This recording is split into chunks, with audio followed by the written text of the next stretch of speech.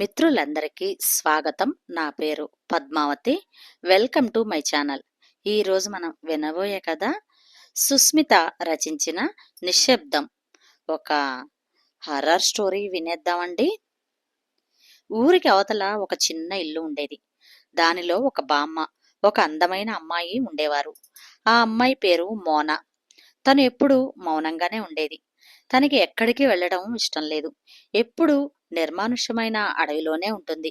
అక్కడికి వెళ్ళాలంటే పిల్లలు భయపడిపోతారు. కానీ తను మాత్రం భయపడదు. చివరికి పెద్దలు కూడా తనను చూసి ఆశ్చర్యపోతారు. ఎందుకంటే అది ఒక శవాల దెబ్బ. ఒక్కోసారి తను ఒంటరిగా ఆ ప్రదేశంలో ఉండే ఒక మర్రి చెట్టు దగ్గర కూర్చొని తనతో తానే మాట్లాడుకుంటూ ఉంటుంది.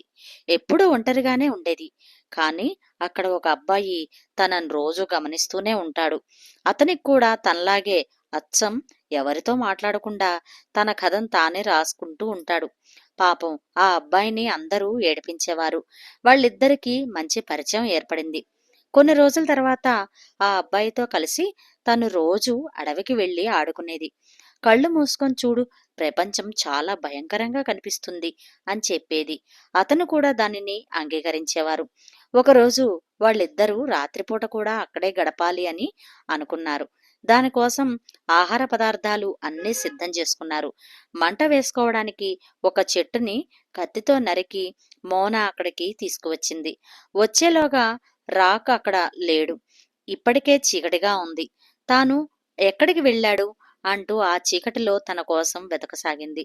ఒక చెట్టు మీద అతను నెత్తురు కక్కుతూ పడి ఉండటం చూసింది. తనని ఎవరో పొడిచినట్లు కత్తితో ఘాట్లున్నాయి. రాక్ రాక్ అంటూ బాధతో ఆమె అరవసాగింది. అప్పుడు వాళ్ళ బామ్మ వచ్చి, ఎందుకు, ఏమైంది, అలా అరుస్తున్నావు అని తనను నిద్రలేపి కొట్టింది. ఇదంతా కల్లేనా? నేనింకా నిజమే అనుకుని ఎంత భయపడ్డాను. బామ్మ, నేను రాక్ దగ్గరికి వెళ్ళి వస్తాను అని పరిగెత్తుకుంటూ వెళ్ళింది.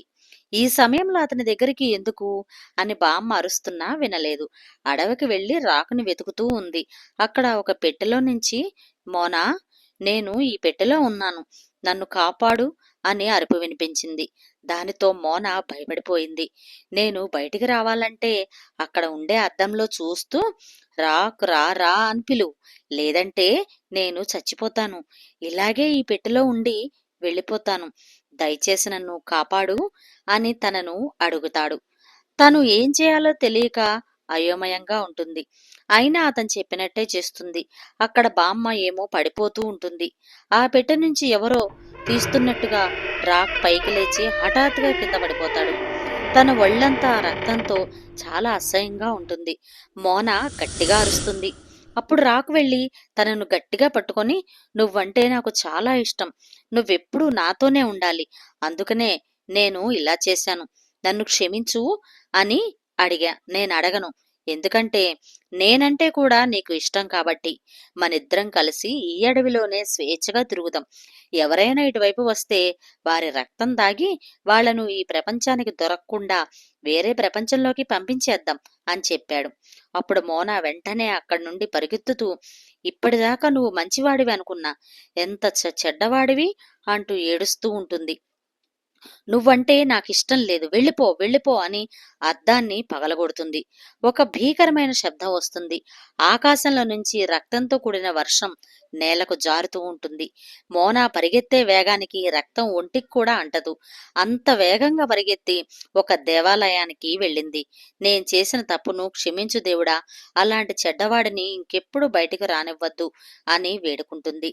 ఇంతదాకా మా బామ్మ చెప్పిన మాట వినకుండా అడవికి వచ్చాను, దానికి నాకింత పెద్ద శిక్ష వేశావు దేవుడా, నేనెలాగో ప్రమాదం నుంచి తప్పించుకున్నా, ఇకపై ఎప్పుడు మా బామ్మ మాట జవదాటను, ఈ ఒక్కసారికి నన్ను క్షమించు అంటూ రోదిస్తూ ఉంది.